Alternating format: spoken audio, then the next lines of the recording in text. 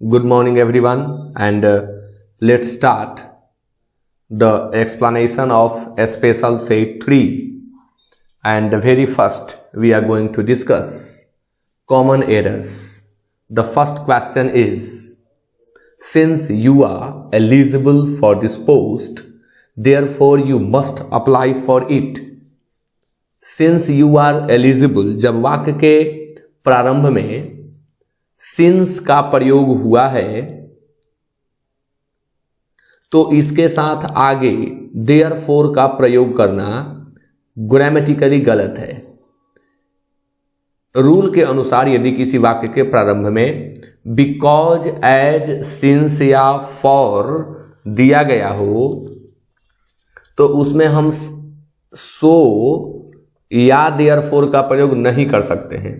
तो चूंकि यहां सिंस है इसलिए देयरफॉर गलत हो रहा है, तो आपका आंसर होगा भी। यह आपको याद कर लेना है कि यदि किसी भी वाक्य के प्रारंभ में बिकॉज, एज, सिंस या फॉर दिया गया हो तो उस वाक्य में न हम सो का प्रयोग कर सकते हैं और न ही हम देयरफॉर का प्रयोग कर सकते हैं। Now question number 2 is, it is better to seek advice. अब यहां सीखना है सीक एडवाइस। एडवाइस के लिए अगर हमें वर्ब का यूज करना है तो हम सीक का प्रयोग करते हैं। सीक एडवाइस मीन्स होता है सलाह लेना, ऐसे केवल सीक मीन्स होता है खोजना, मांगना। लेकिन सीक एडवाइस जब एक साथ यूज होता है तो अर्थ होता है सलाह लेना। It is better to seek advice from a financial consultant on how to save your business.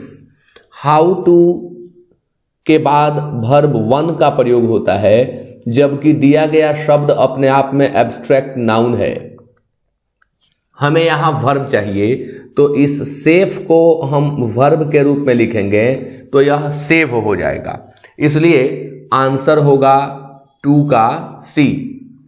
Question number 3 is, her parents bestowed dash her all their care and affection. Her parents bestowed। अब bestow शब्द जो है इसका अर्थ होता है अर्पण करना।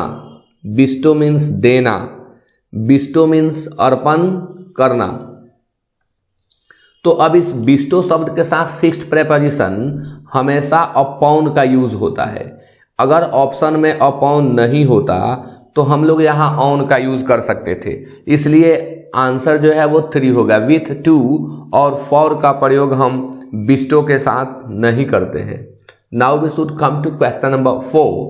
ही couldn't see himself in the mirror because of the dash rising from the hot bath. समझने की बात है कि वह अपने आप को, खुद को, हिमसेल्फ, किसी भी शब्द में अगर सेल्फ या सेल्फ्स लगा हुआ होता है तो वह या तो रिफ्लेक्सिव प्रोनाउन का काम करता है नहीं तो एम्फैटिक प्रोनाउन का काम करता है। और ये जितने सेल्फ या सेल्फ्स वाले शब्द होते हैं इनका अर्थ होता है खुद या स्वयं, खुद या स्वयं। तो ही कुडंट सी हिमसेल्फ, वह अपने आप को देख नहीं सका। कुड मॉडल वर्ब है इसलिए यहां सी का प्रयोग हुआ है। मॉडल वर्ब के बाद भी बन आता है। ही couldn't see himself in the mirror, वह अपने आप को मिरर में नहीं देख सका। Because of the dash rising from the hot bath. Hot bath, अब बाथ कैसा था तो हॉट बाथ था। उससे क्या आ रहा था सामने, क्या प्रकट हो रहा था, क्या उत्पन्न हो रहा था, यही हमें यहां फील करना है। हॉट बाथ से फॉग, फॉग मीन्स होता है कुहासा। अब हॉट बाथ है यानी बाथ टब है तो कुहासा वहां सूट नहीं करेगा। मिस्ट मीन्स होता है तुषार, मिस्ट मीन्स ओस, तुषार। फॉग और मिस्ट एक दूसरे के सिनोनिम होते हैं, हालांकि मिस्ट का एग्जैक्ट सिनोनिम हेज होता है। स्टीम मीन्स होता है भाप, वाष्प भी कहते हैं। और स्मोक मीन्स होता है धुआं। अब समझना है कि हॉट बॉक्स से क्या आएगा, तो बिल्कुल लॉजिकल चीज है कि स्टीम आएगा, इसलिए 4 का आंसर होगा C. Now question number 5 is the German force lost no time in retreat. अब रिट्रीट मतलब होता है पीछे हटना। रिट्रीट नाउन और वर्ब दोनों का काम करता है, हालांकि इस वाक्य में प्रेपोजिशन के बाद आया है इसलिए यह नाउन है, लेकिन यह वर्ब का काम भी करता है।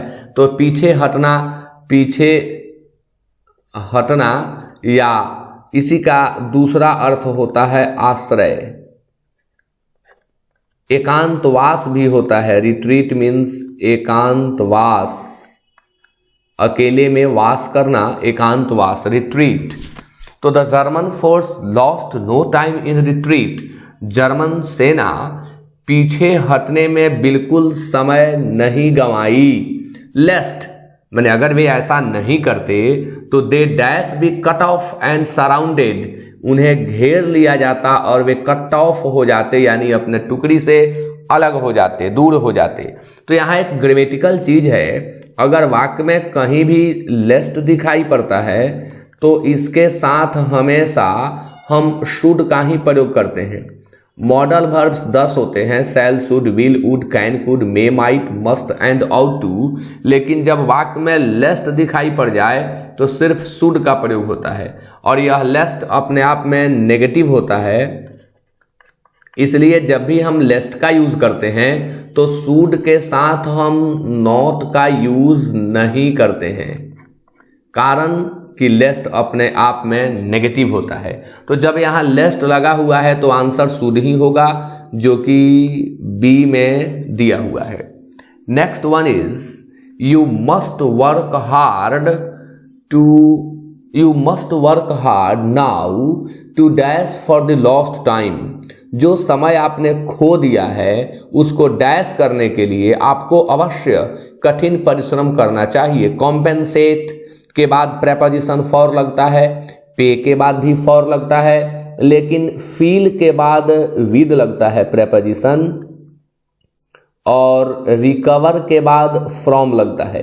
यानी इन दो ऑप्शन को हम सोच ही नहीं सकते, क्योंकि यहाँ फिक्स्ड प्रेपोजिशन फॉर लगा हुआ है।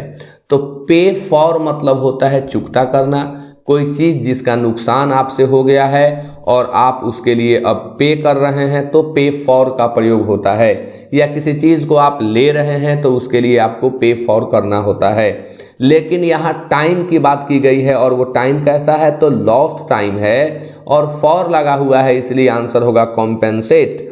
कॉम्पेंसेट मीन्स होता है भरपाई करना, और यहाँ भरपाई करना बिल्कुल सटीक है। अब इसी का दूसरा अर्थ मुआवजा देना भी होता है। कॉम्पेंसेट मीन्स मुआवजा देना। Next question number 7 is dash of persistent efforts. Efforts noun है और परसिस्टेंट जो है यहाँ लगातार के अर्थ में आया है, इसलिए इसका साइन हो यहाँ कंटिन्यूअस हो जाएगा। Dash of persistent efforts she couldn't succeed in the exam. Sense यही निकल रहा है कि लगातार प्रयासों के डैश भी वह परीक्षा में सफल नहीं हो सकी। तो सेंस निकल रहा है कि यहाँ के बावजूद का अंग्रेजी चाहिए।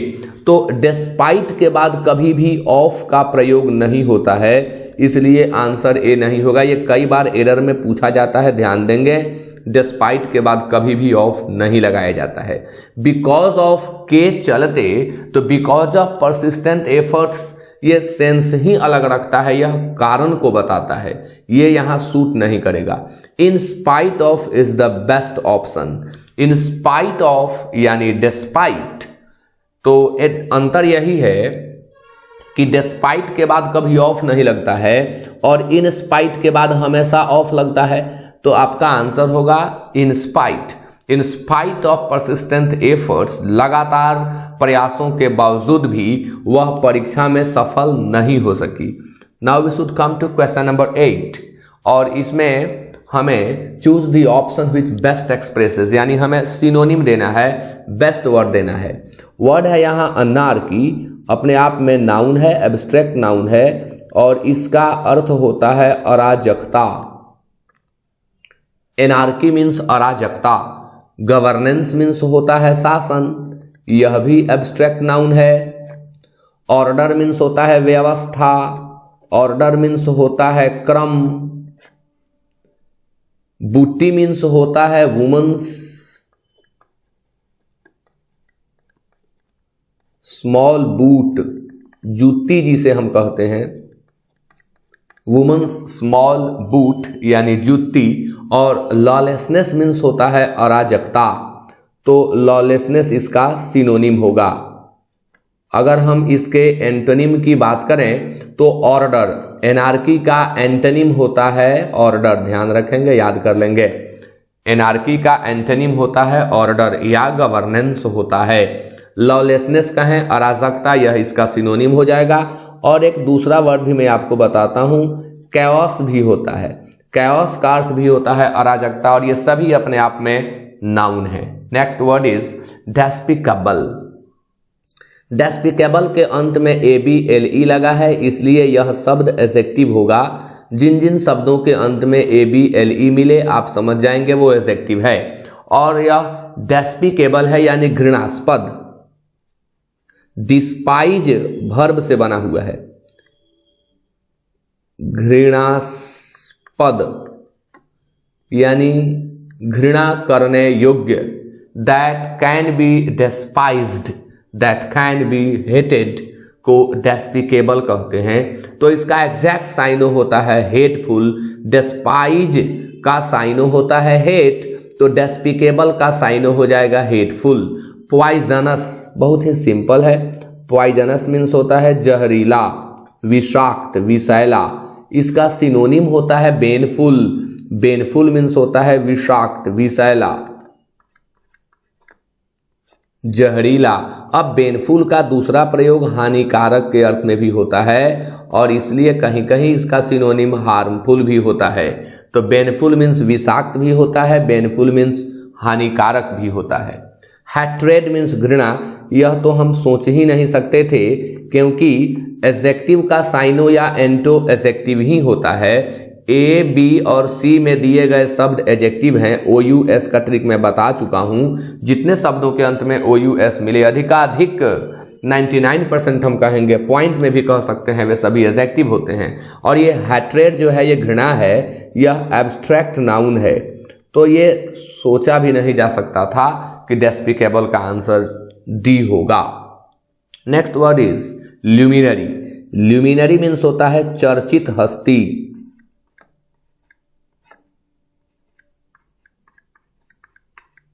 चर्चित हस्ती, ल्यूमिनरी।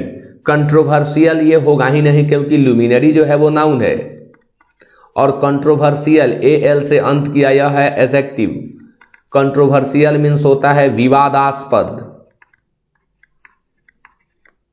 अब विवादास्पद का सिनोनिम होगा disputed. Next word is humanitarian, मानवीय। अब इसका प्रयोग हम परोपकारी के अर्थ में भी करते हैं। ह्यूमैनिटेरियन मीन्स होता है मानवीय। इसका प्रयोग हम मानवीय के अर्थ में करें तो इसका साइनो ह्यूमैन भी हो जाएगा। और ह्यूमैनिटेरियन का अगर हम दूसरा साइनो बताएं तो कंपैशनेट भी होता है, दयालु।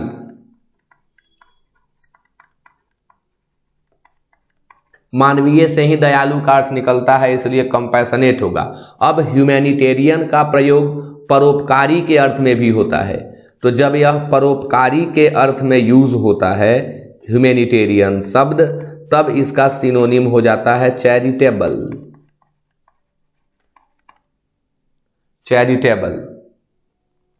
Next one is celebrity. तो सेलिब्रिटी मीन्स होता है, एक और छूट रहा है, कन्विवियल मीन्स होता है खुशनुमा। खुशनुमा। अब इसका सिनोनिम होता है जोवियल। इसका सिनोनिम जेनियल भी होता है, वह जो मित्रवत व्यवहार करे उसके लिए भी कन्विवियल का प्रयोग होता है। जेनियल इसका सिनोनिम हो जाएगा। तो अब वर्ड हमारे सामने था ल्यूमिनरी। ल्यूमिनरी मीन्स होता है चर्चित हस्ती, और सेलिब्रिटी मीन्स भी होता है चर्चित हस्ती, इसलिए आंसर होगा डी। चर्चित हस्ती। नेक्स्ट वर्ड 11 में जो है उसका हमें अपोजिट वर्ड बताना है, यानी हमें एंटोनिम बताना है। तो रेट्रोग्रेस, प्रोग्रेस का एंटोनिम होता है। रेट्रोग्रेस मीन्स होता है अवनति। अवनति यह भी अपने आप में नाउन होता है, और प्रोग्रेस मीन्स होता है उन्नति। यह नाउन और वर्ब दोनों होता है। उन्नति जो है यह नाउन का भी, प्रोग्रेस जो है यह नाउन का भी काम करता है और वर्ब का भी काम करता है, जबकि रेट्रोग्रेस केवल नाउन का काम करता है। रेट्रोग्रेड शब्द जब यूज करेंगे रेट्रोग्रेड तो वह वर्ब बनता है। Next is retreat. रिट्रीट जो शब्द है सी में, इसको हम पहले एक्सप्लेन कर दिए, पीछे हटना या आश्रय या एकांतवास। डिवेलप, डिवेलप मीन्स विकसित होना। बहुत सिंपल वर्ड्स हैं। डिवेलप विकसित होना, और बिसीच मीन्स होता है प्रार्थना करना, अनुनय करना, विनय करना, विनती करना, निहोरा करना, आग्रह करना। बिसीच, बिसीच का सिनोनिम होता है रिक्वेस्ट। इसका सिनोनिम होता है एंट्रीट। इसका सिनोनिम होता है इम्प्लोर, अनुनय करना, विनय करना, विनती करना, आग्रह करना। तो 11 रेट्रोग्रेस, रेट्रोग्रेस का एंटोनिम होता है progress. Next word is Kraven. Kraven means होता है डरपोक, कायर, कायर, डरपोक, वह जिसमें साहस न हो, कायर कहें जिसे हम। तो इसका सिनोनिम हो जाएगा कोवर्ड। ये दोनों एक दूसरे के सिनोनिम हैं। कोवर्ड, डरपोक, कायर, यानी जिसमें लैक ऑफ करेज हो उसे कोवर्ड कहते हैं। तो यहाँ करेजियस शब्द, चूंकि हमें एंटोनिम देना है तो क्रेवन का एंटोनिम करेजियस हो जाएगा, क्योंकि इसका अर्थ होता है साहसी। Next is meagre. Meagre means होता है थोड़ा, अल्प, अल्प, थोड़ा, स्कैंटी।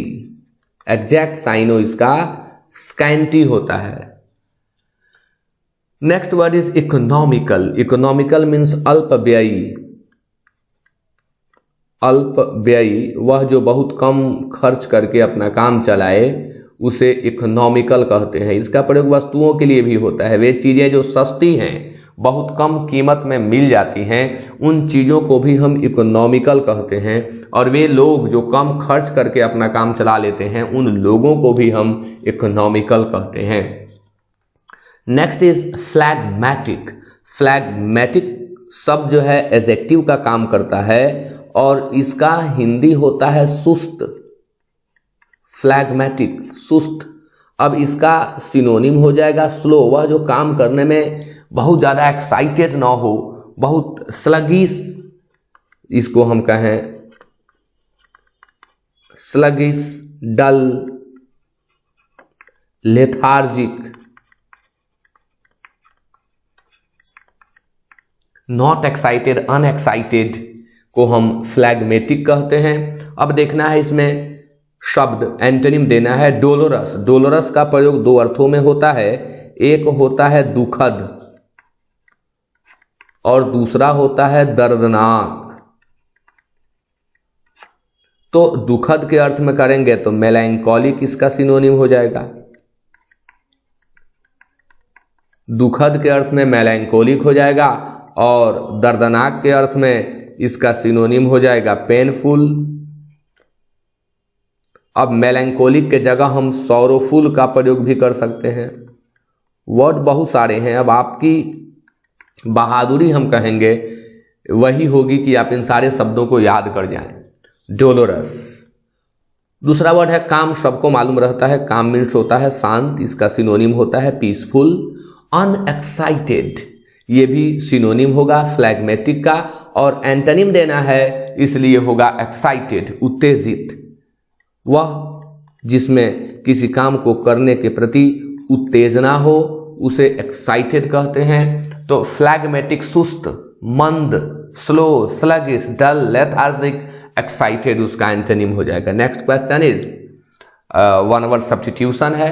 वन वर्ड देना है गिवन एक्सप्रेशन के लिए। तो मर्डर ऑफ वंस सिस्टर, अपने बहन की हत्या को क्या कहें? तो वर्ड है एम्बीसाइड। एम्बीसाइड, या अभी इस एम्बीसाइड को कई जगह एमिसीसाइड भी दिया जाता है। एम्बीसाइड से बल्कि ज्यादा प्रचलित वर्ड होता है एमिसीसाइड, यानी किलिंग ऑफ वंस फ्रेंड या murder of one's friend. Senicide means होता है किलिंग या murder of an aged person. Killing और murder of an aged person, किसी उम्रदराज, अब सीनाइल शब्द से बना है, सीनाइल मीन्स होता है उम्रदराज, उसी से बना हुआ है सेनीसाइड, यानी किसी उम्रदराज व्यक्ति की हत्या। नेक्स्ट है युक्सोरीसाइड, इट मीन्स, अच्छा सोरोरीसाइड तो यही आपका आंसर होगा। मर्डर ऑफ वन सिस्टर को सोरोरीसाइड कहते हैं। युक्सोरीसाइड मीन्स होता है किलिंग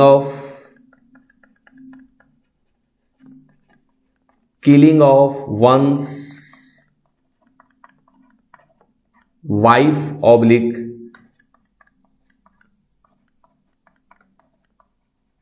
गर्लफ्रेंड। तो 14 शब्द में सिस्टर की हत्या के लिए शब्द देना था, जो कि सी होगा sororicide. Next one is the study of coins and metals. अब यहां स्टडी ही नहीं, अगर कलेक्शन भी दिया जाता तब भी वही आंसर होता, क्योंकि स्टडी या कलेक्शन ऑफ क्वाइंस और मेटल्स के लिए वर्ड यूज होता है एक शब्द में न्यूमिस्मैटिक्स। न्यूमिस्मैटिक्स को हम स्टडी या कलेक्शन ऑफ क्वाइंस कहते हैं या मेटल्स कहते हैं। Archaeology, it means study of pre historic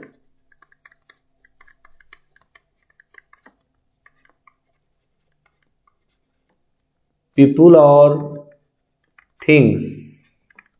प्रागैतिहासिक और ऐतिहासिक और वेरी एंशियंट जो लोग थे, प्राचीन लोग और प्राचीन चीजों के अध्ययन को आर्कियोलॉजी कहते हैं। जितने शब्दों में लजी लगा हो वे सभी स्टडी को दर्शाते हैं। ऑर्निथोलॉजी, ऑर्निथोलॉजी मीन्स होता है स्टडी ऑफ बर्ड्स,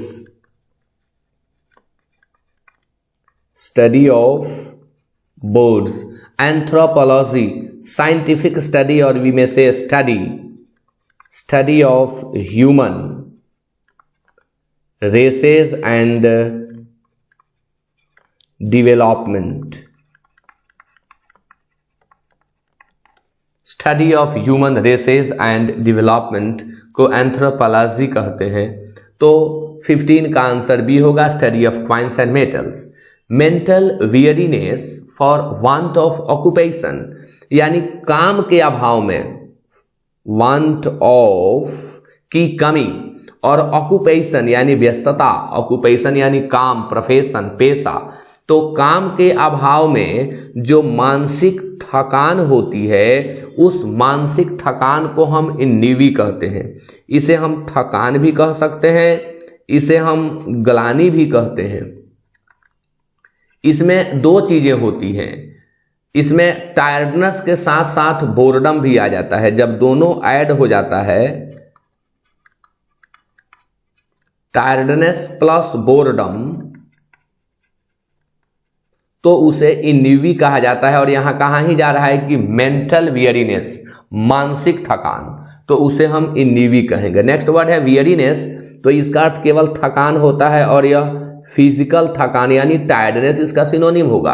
हाँ, फैटिग बिल्कुल यहां दिया हुआ है। फैटिग शब्द, फैटिग मीन्स होता है थकान, और ये भी फिजिकल के लिए यूज होता है। टायर्डनेस, वियरीनेस और फैटिग ये सभी सिनोनिम होते हैं। लैक्सिटी, अभी मैं उधर बता रहा था, शिथिलता, ये नाउन है। लैक्सिटी मीन्स होता है शिथिलता, एब्स्ट्रैक्ट नाउन हो जाता है लैक्स का, लैक्सिटी। इसका सिनोनिम होता है sluggishness, laziness, laziness. Next question is, choose the meaning of the idioms and phrases given below. Idioms and phrases है to run riot, it means बेकाबू हो जाना और हिंसक या उग्र रूप ले लेना, हिंसक या उग्र रूप धारण करना।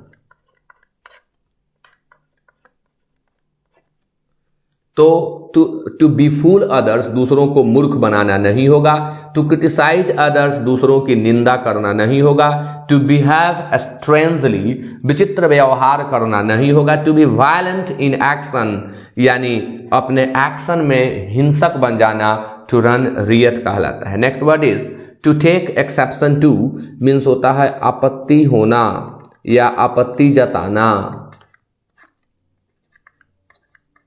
आपत्ति होना या आपत्ति जताना। डिफरेंट मीन्स भिन्न विभिन्न, लीव मीन्स छोड़ना, ऑब्जेक्ट टू आंसर होगा। बी हॉस्टाइल, शत्रु बनना या शत्रुवत व्यवहार करना। तो आपका आंसर 18 का सी होगा। Next is to be hand and glove with someone, यानी किसी के साथ बहुत घनिष्ठ संबंध होना। हैंड एंड ग्लोव विद का प्रयोग हम मिली भगत के लिए भी करते हैं। और to be hand and glove with someone, it means to be intimate और to be very intimate with someone, यानी किसी के साथ घनिष्ठ संबंध होना, घनिष्ठ संबंध होना। अब कहीं कहीं हैंड इन ग्लोव विथ भी मिलता है, लेकिन बेहतर होता है हैंड एंड ग्लोव विथ। मिली भगत या घनिष्ठता को यह दर्शाने के लिए यूज किया जाता है। Next 20, to come round. To come round means होता है होश में आना या ठीक होना। वह व्यक्ति जो बेहोश हो चुका है, उसके होश में आ जाने के लिए हम कम राउंड का प्रयोग करते हैं। अब वही होश में लाना कहना हो, होश में लाना यानी अब थोड़ा बदल जाता है। होश में लाना यानी प्रयास करके किसी को होश में लाना, तो वो हो जाता है टू ब्रिंग अराउंड। लेकिन होश में आ जाना या ठीक हो जाना, तब हम यहाँ यूज करते हैं टू कम राउंड का। तो टू गेट वेल पहला ही ऑप्शन दिख रहा है। Next is choose the word which is spelled correctly, जो करेक्ट है। तो लेफ्टिनेंट वर्ड है LIEUTENANT होता है, जो कि 21 के ए में दिख रहा है। लेफ्टिनेंट एक अधिकारी है, मध्यम स्तरीय अधिकारी। नेक्स्ट 22 कमोटी, कमिटी, यानी स्पष्ट है कि कमिटी होगा, तो COMMITTE होता है, जो कि दिख रहा है 22 के डी में।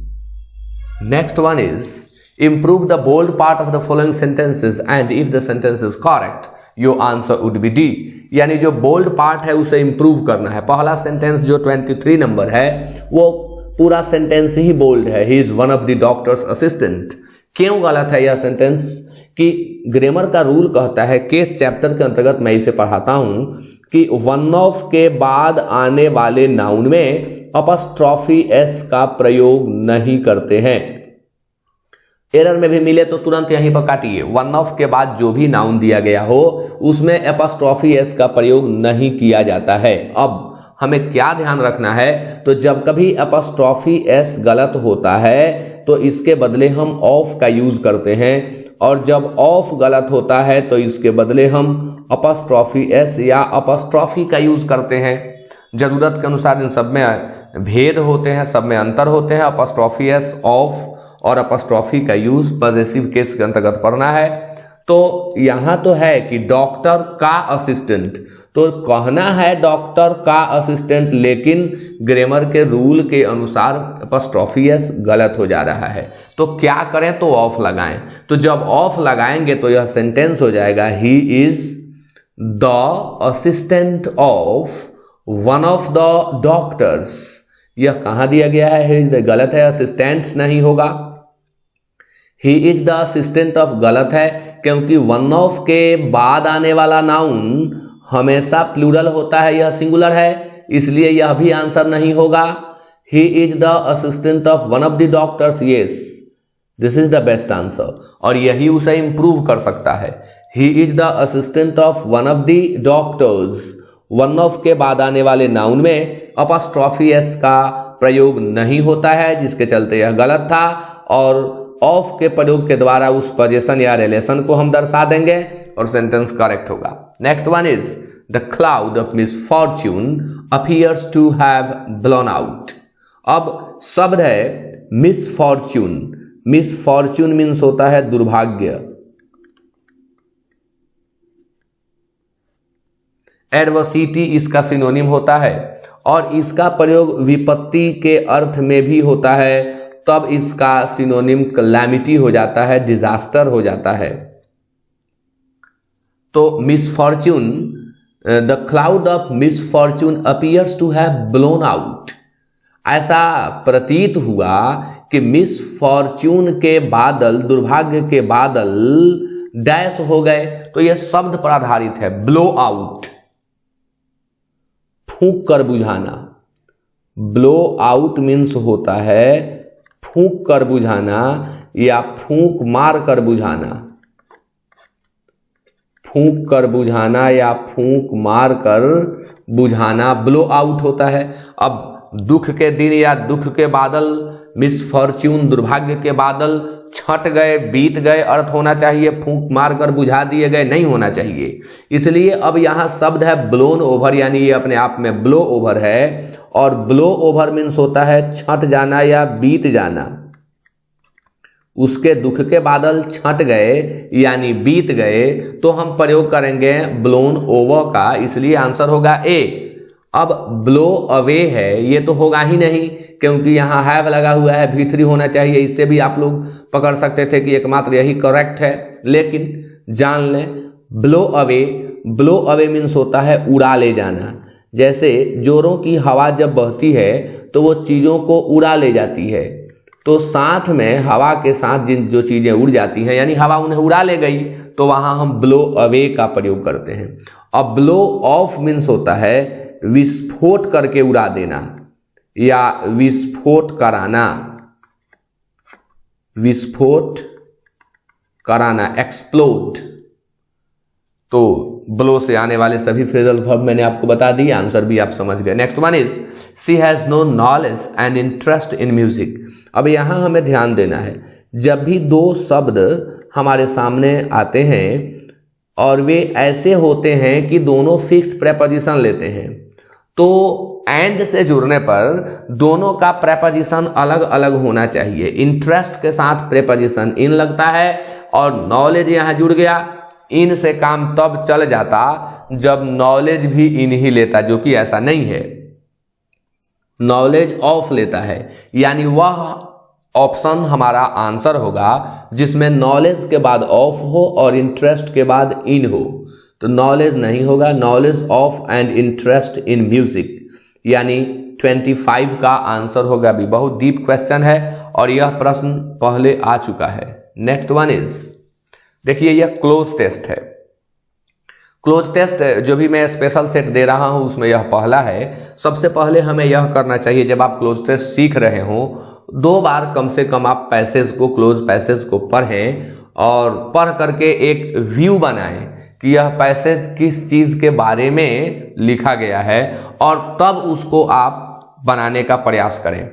और कभी कभी चूंकि पढ़ना इसलिए जरूरी होता है शुरू से अंत तक कि कुछ नीचे की बातें जो दी गई हैं उनका ऊपर में भी वर्णन है, और वो आधारित होता है कि जो नीचे एक्सप्रेशन में आया है वही आंसर ऊपर होगा, इसलिए पूरा पढ़ना होता है। लेकिन चूंकि मुझे एक्सप्लेन करना है तो मैं लाइन से आपको पढ़ूंगा यहाँ पर और बताते चलूंगा। मैनकाइंड, मैन का एब्स्ट्रैक्ट नाउन है।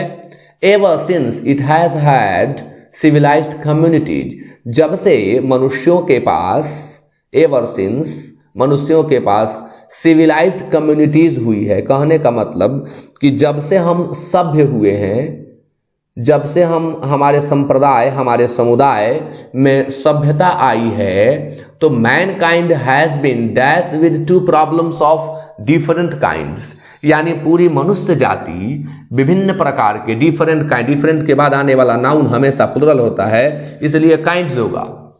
हम मनुष्य दो भिन्न भिन्न प्रकार के समस्याओं को डैश किए हैं। समस्याओं का हम क्या करते हैं, और यहां ध्यान रखना है प्रेपोजिशन विथ भी लगा हुआ है। क्लोज टेस्ट में इन सभी बातों का विशेष ध्यान रखना होता है। समस्याओं का हम समाधान करते हैं, समस्याओं को हम जूझते हैं, सामना करते हैं उनका, तो ऐसा ही शब्द हमें यहां देना होगा। और ये देख रहे हैं हैज बीन भी लगा हुआ है, यानी यह जो है पैसिव वॉइस में है हैज बीन के चलते, तो यहां हमें वर्ब देना है। कॉन्फ्रॉन्ट मीन्स होता है सामना करना, कॉन्फ्रॉन्ट का सिनोनिम होता है फेस, सामना करना।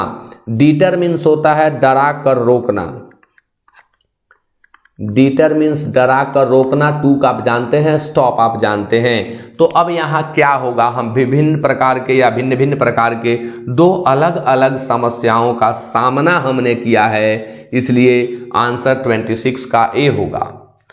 ऑन वन हैंड, एक तरफ, अब जो दो समस्याएं हैं उनमें से जो एक है, on one hand there has been the problem of dash natural forces. अब एक समस्या यह रही है कि प्राकृतिक शक्तियों का हमें डैश करना है। There has been the problem of dash natural forces, तो नेचुरल फोर्सेज के डैश के समस्या की। अब इस डैश में हम क्या भरें, थोड़ा आगे आप पढ़ लेंगे तो समझ में आएगा।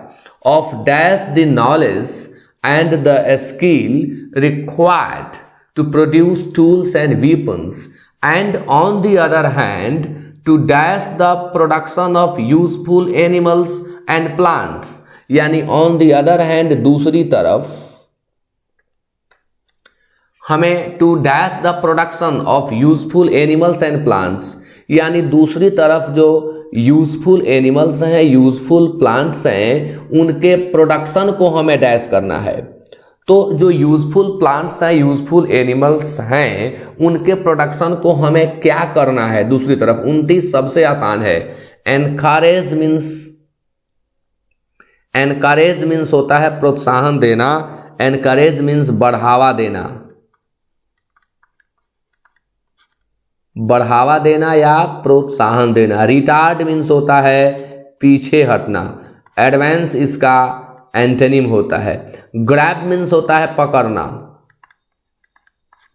और डीजेनरेट जेनरेट का एंटोनिम होता है और इसका अर्थ होता है अवनति होना,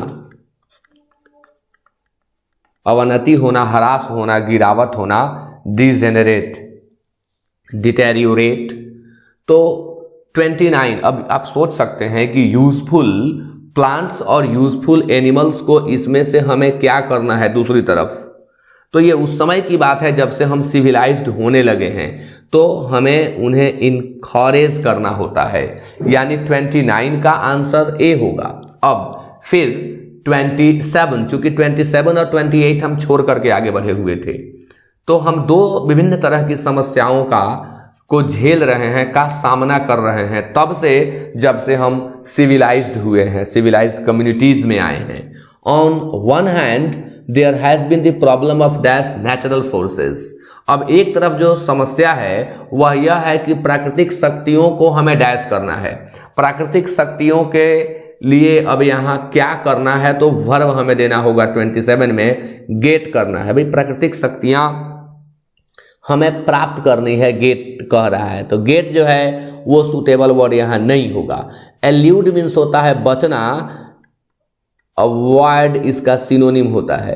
हैव मीन्स होता है प्राप्त करना, और मास्टरिंग मीन्स होता है उस किसी चीज के ऊपर अपना वर्चस्व बना लेना, उसको अपने नियंत्रण में कर लेना, अपने कंट्रोल में ले लेना।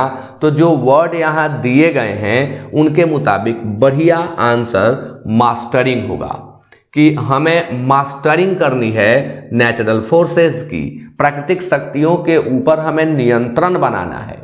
Of dash the knowledge and the skill required to produce tools and weapons. Tools और वीपन्स के प्रोडक्शन के, जो हमें अपने नेचुरल फोर्सेस का एक स्टेटमेंट कंप्लीट है। अब दूसरा है of dash the knowledge and the skill required to produce, यानी हमें अब दूसरी जरूरत यह है कि हम वह नॉलेज प्राप्त करें, वह ज्ञान प्राप्त करें और वह कला प्राप्त करें जो आवश्यक है टूल्स और वीपन्स को बनाने के लिए, टूल्स और वीपन्स को प्रोड्यूस करने के लिए। यानी स्पष्ट है कि इस 28 नंबर में प्राप्त करने का शब्द चाहिए। तो हैविंग प्राप्त करना, एक्वायरिंग प्राप्त करना, एक्वायर पास नहीं होगा, और हैंडिंग, हैंड मीन्स होता है दे देना। तो यहां शब्द जो दिया गया है नॉलेज, इस नॉलेज के लिए एग्जैक्ट वर्ड एक्वायर होता है। नॉलेज प्राप्त करने के लिए कुछ वर्ब फिक्स्ड होते हैं। नॉलेज प्राप्त करने के लिए और प्रॉपर्टी प्राप्त करने के लिए हम एक्वायर का प्रयोग करते हैं, एक्वायर नॉलेज और एक्वायर प्रॉपर्टी। हाँ, अगर ऑप्शन में यहाँ एक्वायरिंग नहीं होता तो हम हैविंग को सेलेक्ट कर सकते थे, क्योंकि हैविंग मतलब ही होता है पाना। देखिए विद्यार्थी लोग, इसी का ध्यान रखना पड़ता है क्लोज टेस्ट बनाते समय। सिमिलर मीनिंग के वर्ड्स हमें मिलेंगे और अब हमें उनमें अंतर जो है उसे समझना पड़ता है, उनका जो पर्टिकुलर यूज है उसे जानना पड़ता है। तो यहाँ एक्वायरिंग मोस्ट सुटेबल था, इसलिए हमने 28 को सेलेक्ट किया। नेक्स्ट,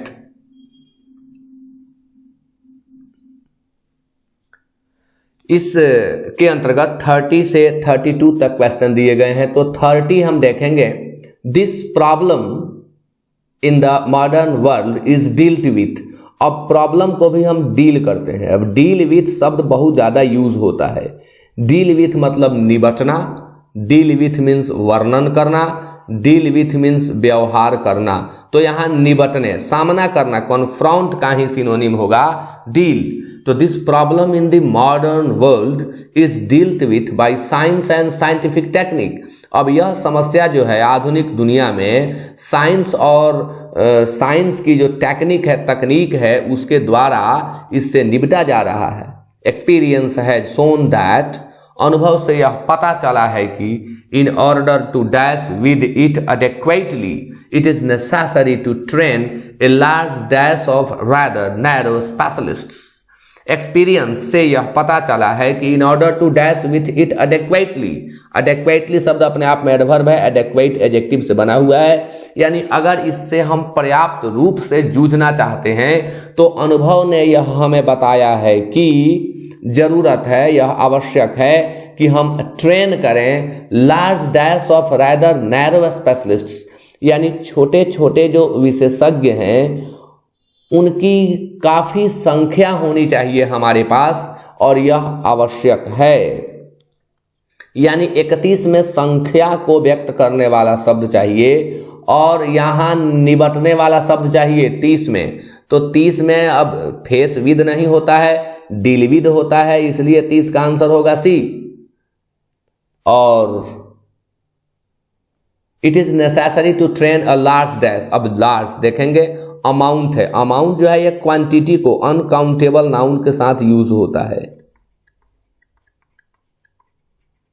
अमाउंट का प्रयोग अनकाउंटेबल नाउन के साथ करते हैं और नंबर का प्रयोग काउंटेबल नाउन के साथ करते हैं। अब इस वाक्य में जिस चर्चा जो हो रही है, स्पेशलिस्ट्स के लिए हमें शब्द यहां देना है एडजेक्टिव। तो निश्चित तौर पर ए लार्ज नंबर ऑफ होता है, इसलिए 31 का आंसर होगा बी। डिग्री और पोर्शन, पोर्शन मीन्स होता है भाग, हिस्सा, भाग या हिस्सा। डिग्री जो है वो तुलनात्मक अध्ययन को दर्शाता है, डिग्री एक पैमाना को भी दर्शाता है, जो कि यहां सुटेबल नहीं होगा। But there is a second problem, लेकिन एक दूसरी समस्या है जो लेस प्रिसाइज है and by some mistakenly dash as unimportant. और जो दूसरी समस्या है गलती से, मिस्टेकनली गलती से डैश मान ली गई है, डैश एज अनइम्पॉर्टेंट। स्पष्ट है कि यह जो समस्या है वो लेस प्रिसाइज है। प्रिसाइज मीन्स होता है सटीक, जो छोटा है लेकिन स्पष्ट है उसे हम प्रिसाइज कहते हैं। तो वो है बहुत प्रिसाइज है, लेकिन हम गलती से उसे अनइम्पॉर्टेंट यानी तुच्छ, अब क्या कहेंगे तो तुच्छ मान बैठे हैं, यानी मानने का अंग्रेजी चाहिए 32 में। अब कंसीव मतलब होता है ग्रहण करना, धारण करना, कोई ओपिनियन बना लेना कॉन्सीव होता है, धारण करना या ग्रहण करना। इसी कॉन्सीव का अर्थ गर्भ धारण करना भी होता है। कॉन्सीव यहां सूट नहीं करेगा, बिलीव्ड एज यूज नहीं होगा, टेकन एज रिगार्डेड सबसे बढ़िया होगा। रिगार्डेड, हम इसको जो है रिगार्ड ऐसा दिए हैं कि ये अनइम्पॉर्टेंट है, यह प्रॉब्लम जो है वो महत्वपूर्ण नहीं है। It is the problem of how best to dash our command over the forces of nature. अब देखिए ये कमांड शब्द कह रहा है, यहां जो कमांड शब्द है यह मास्टरी को ही दर्शा रहा है, यानी मास्टरी ओवर। इसीलिए जो 27 नंबर था इसमें हमें मास्टर शब्द भरना था कि कैसे हम नेचुरल फोर्सेस पर मास्टरी करें, उसे अपने नियंत्रण में करें, और यही कारण है कि यहां हमें मास्टरिंग भरना पड़ा था। यहां कमांड स्पष्ट संकेत दे रहा है कि कमांड का ही सिनोनिम चाहिए, तो कमांड का सिनोनिम मास्टर होता है, इसलिए वहां मास्टर 27 में दिया गया था। तो मैंने कहा था कि कुछ नीचे जो स्टेटमेंट, जो सेंटेंसेस मिलेंगे उनका संबंध ऊपर के सेंटेंस से होता है, इसलिए जब भी आप क्लोज टेस्ट बनाना सीख रहे हो तो पहले तो हल्के हल्के क्लोज टेस्ट को लीजिए और बनाइए, और इस तरह का जब भी मिले तो हेल्प जरूर लीजिए, रेपिटेशन प्रायः मिलता है। तो it is the problem of how best to dash our command over the forces of nature. It is the problem of how best to dash our command. 33 is here. Realize, feel, portend और rely. अब rely शब्द जो है इसका प्रयोग हम भरोसा करना के अर्थ में करते हैं, इसके साथ preposition on लगता है। पोर्टेंड मीन्स होता है संकेत करना, संकेत करना, शकुन विचारना, शकुन बताना। फील मीन्स होता है महसूस करना, और रियलाइज मीन्स महसूस करना, साथ ही साथ इसका अर्थ होता है साकार बनाना। Realise, my dreams were realised, साकार बनाना। My dreams were materialised, my dreams came true, यानी रियलाइज। तो यहाँ जो सिचुएशन है 33 में यह यही बता रहा है कि it is the problem of how best to realise our command over the forces of nature. कैसे नेचर के फोर्सेज के ऊपर हम अपने कमांड को साकार बनाएंगे, यानी 33 का आंसर ए होगा। नेक्स्ट इज दिस इंक्लूड्स, इसके अंतर्गत such burning issues as democracy versus, इसके अंतर्गत यह लाता है अपने में सम्मिलित करता है, शामिल करता है सच बर्निंग इशूज, ऐसे ज्वलंत मुद्दे को जिसमें डेमोक्रेसी वर्सेस, वर्सेस मीन्स बनाम, कोर्ट का वर्ड है वर्सेस, वर्सेस मीन्स बनाम। This includes such burning issues as democracy versus dash, capitalism versus socialism. देखिए सब एक दूसरे के एंटोनिम है। कैपिटलिज्म मीन्स होता है पूंजीवाद, इसका एंटोनिम होता है socialism. International government versus international anarchy. अब government, governance, order, law and order का एंटोनिम होता है अनार्की, ऊपर के सेट में मैंने बताया भी था। तो सब में देख रहे हैं वर्सेस, बनाम के बाद अपोजिट शब्द दिया जा रहा है, यानी डेमोक्रेसी वर्सेस। अब हमें 34 में देखना है क्या होगा। थियोक्रेसी मीन्स होता है ईश तंत्र, ईश तंत्र, ईश्वर का शासन। इसमें पुजारियों के द्वारा, साधु संतों के द्वारा सत्ता चलाई जाती है, ईश तंत्र कहते हैं। ब्यूरोक्रेसी मीन्स होता है नौकरशाही, इसमें अफसरों के द्वारा सत्ता चलाई जाती है। नौकरशाही, अफसरशाही या नौकरशाही। मोनार्की मीन्स होता है राजतंत्र, और डिक्टेटरशिप मीन्स होता है निरंकुश शासन। डिक्टेटरशिप, निरंकुश